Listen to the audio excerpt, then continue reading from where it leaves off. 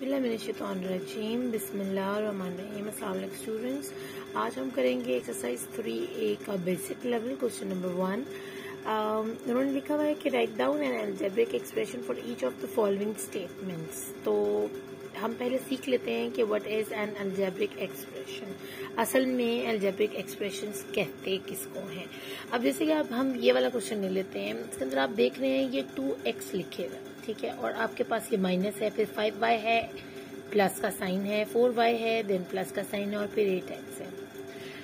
किसी भी ऐसी स्टेटमेंट जिसमें 2 जो कि एक कोएफिशिएंट है, x जो कि वेरिएबल है, और माइनस या प्लस का साइन या कोई ब्रैकेट मौजूद हो, ऐसी स्टेटमेंट कहलाती है अलजेब्रिक एक्सप्रेशन।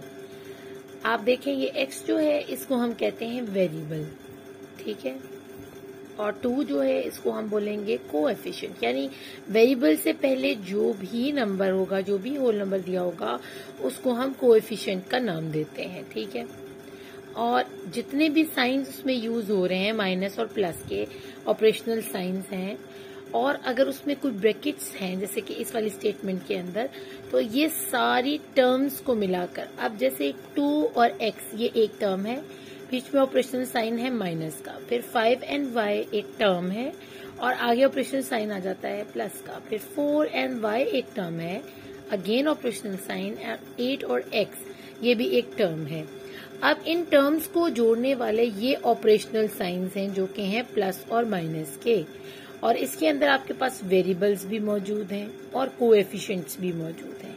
तो ऐसी तमाम स्टेटमेंट्स जिनमें ये कोएफिशिएंट्स, वेरिएबल्स और ये ऑपरेशनल साइंस मौजूद हों कहलाएगी अलजेब्रिक एक्सप्रेशन। तो होपफुली आपको अलजेब्रिक एक्सप्रेशन की अच्छे से नो हाउ हो गया होगा कि आखिर में ये क्या बला होती है। तो इतनी कोई बड़ी बात नहीं है इसको समझना, बस इतनी छोटी सी ये जो स्टेटमेंट मैंने आपको बताई है इसको ध्यान में रखें।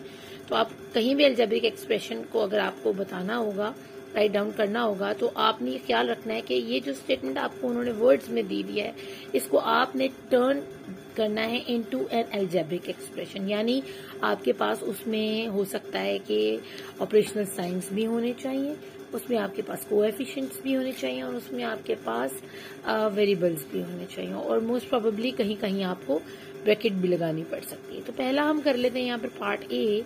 उन्होंने लिखा है कि add 5y to the product of a and b। अब इसमें आप सबसे पहले ऑपरेशनल साइन ढूंढिए। ऑपरेशनल साइन क्या है? माइनस और प्लस, और मल्टीप्लाई भी है, ठीक है, डिवाइड भी है। ये सारे जितने साइंस होते हैं, सिंबल्स होते हैं, इनको हम ऑपरेशनल साइन बोलते हैं इन अलजेब्रिक एक्सप्रेशंस। तो यहाँ पर आपको क्या कोई ऐसा साइन नजर आ रहा है? तो जी हमारे पास यहाँ ऐड लिखा हुआ है, जिसका मतलब है प्लस करना, ठीक है।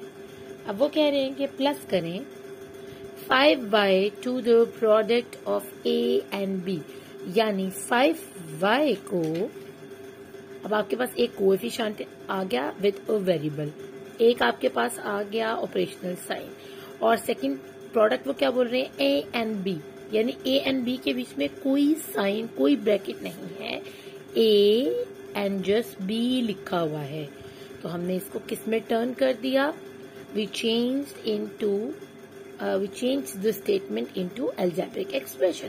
तो ये बड़ा आसान है, ये समझने एक पहेली की तरह है, एक रिडल टाइप ये स्टेटमेंट है, जिसको आपको ढूंढना पड़ेगा कि आपके पास शर्त क्या है कि आपने जब इसको अलजेब्रिक एक्सप्रेशन के अंदर चेंज करना है, तो आपके पास क्या क्या होना जरूरी है? ऑपरेशनल साइंस होना जरूरी है, कोएफिशिएंट्स होना जरूरी है, और वेरिएबल्स होना जरूरी है। तो फिर ये एक अलजेब्रिक एक्सप्रेशन बन जाएगा। अब सेकंड की तरफ हम जाते हैं, सबट्रैक्ट। अब आपको उसने फिर ऑपरेशनल साइन जो है वो दे दिया है, तो हम यहाँ लिख देते हैं -3 from the cube of f। अब क्यूब क्या है? 3, और कहाँ लिखा जाना चाहिए f के? यहाँ, क्योंकि f का क्यूब है तो वो यहाँ लिखा जाएगा। देखिए अगर स्क्वायर की बात होती है तो हम उसको कंसीडर करते हैं 2, ठीक है, यानी f का 2, d का 2, d स्क्वायर f स्क्वायर, ठीक है। अब वहां क्योंकि क्यूब बोला जा रहा है तो क्यूब मीन्स होता है 3, तो हम किसका क्यूब बता रहे हैं? फ्रॉम। किस में से किसको निकाला जा रहा है? 3 को सब्ट्रैक्ट किया जा रहा है f के क्यूब में से। तो हम सबसे पहले किसको लिखेंगे? f के क्यूब को लिखेंगे, क्योंकि from the cube of f subtract किया जा रहा है 3 को, तो ये सब्ट्रैक्ट का साइन भी आ गया और यहाँ 3 भी लिख दिया। अब आप मुझे कहेंगे कि यहाँ पर हमारे पास होल नंबर था, लेकिन यहाँ पर कोई हमारे पास वेरिएबल नहीं था। तो देखिए हमारा वो चीज पूरी हो रही है। देखिए हमारे पास एक वेरिएबल भी है, हमारे पास एक ऑपरेशनल साइन भी है और हमारे पास एक कोएफिशिएंट भी है या एक होल नंबर भी है। तो हमारी यही ज्यादा शर्तें हैं ना, तो ये हमारा एक्सप्रेशन तैयार हो गया। अब नेक्स्ट है हमारे पास मल्टीप्लाई k बाय 6q। उनका कहना ये है कि आप k को मल्टीप्लाई करें 6q के साथ, यानी ऐसे 6q को रखकर k से मल्टीप्लाई करते हैं। तो जब हम इनको मल्टीप्लाई करेंगे तो देखिए k के टेबल में q तो आता नहीं है और 6 के टेबल में भी k नहीं आता, तो हम इसकी स्टेटमेंट क्या लिखेंगे? 6kq। और ऐसा क्यों है? क्योंकि q से पहले k आता है। हम इसको अल्फाबेटिकली ऑर्डर में वेरिएबल्स को k की जगह बना देंगे मल्टीप्लाई करवा के इसके साथ, ठीक है। तो ये 6kq बन जाएगा। अब आगे है डिवाइड 2w बाय 3xy। तो अब डिवाइड का साइन जो है वो हमने कभी भी ऐसे नहीं देना यहाँ पर, ठीक है। अब उन्होंने कहा है डिवाइड करें, ठीक है।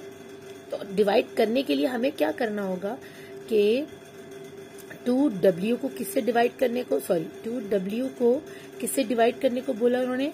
3xy से। तो डिवाइड के साइन को हम फ्रैक्शन के तौर पर शो करेंगे और लिख देंगे 3xy, ठीक है ना। उन्होंने साइन लगाने को नहीं कहा, उन्होंने कहा डिवाइड करें।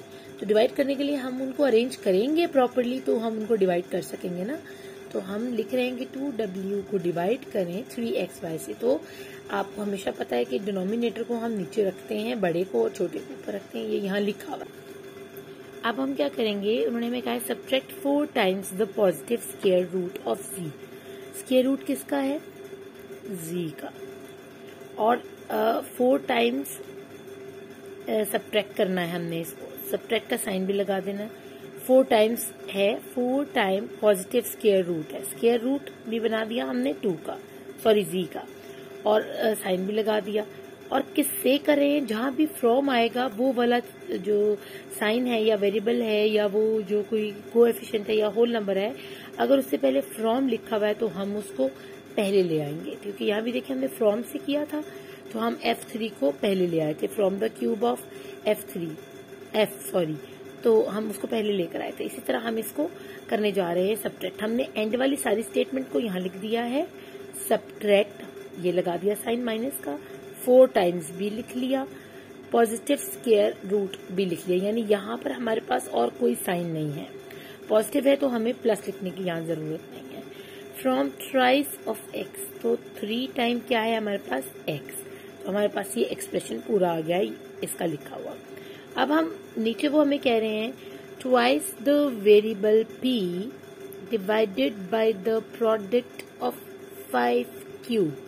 तो ट्वाइस से मुराद है 2 और वेरिएबल कौन सा है? p, और हम डिवाइड करने जा रहे हैं तो हम डिवाइड का लगा देंगे, अरेंजमेंट करेंगे इनकी एज अ डिवाइड करने के लिए, और यहाँ लिखेंगे 5 कोएफिशिएंट, और किसका वो कोएफिशिएंट है इस वेरिएबल का? q का। तो हमारे पास ये आ गया 2p5q। होपफुली आपको इसकी अच्छे से समझ आई होगी, क्योंकि ये इन स्टेटमेंट्स को चेंज करना इंतहाई आसान काम है, बिल्कुल मुश्किल नहीं है। बस आपने ख्याल करना है कि ये रिडल क्या लिखी हुई है, वो आपको कह क्या रहे हैं, तो आपने बस सिंपली उसमें से वो ऑपरेशनल साइन, वेरिएबल्स और जो कोएफिशिएंट्स है उनको फाइंड आउट करके लिख देना है। मे बी कहीं ये ऐसा भी होगा कि आपके पास कोएफिशिएंट ना हो, होल नंबर्स हो, तो आपको होल नंबर्स या स्क्वायर रूट्स को भी फाइंड आउट करना पड़े। तो इसको अच्छे से देखिएगा और प्रैक्टिस कीजिएगा। अपना खूब ख्याल रखिएगा। अल्लाह ने की बात।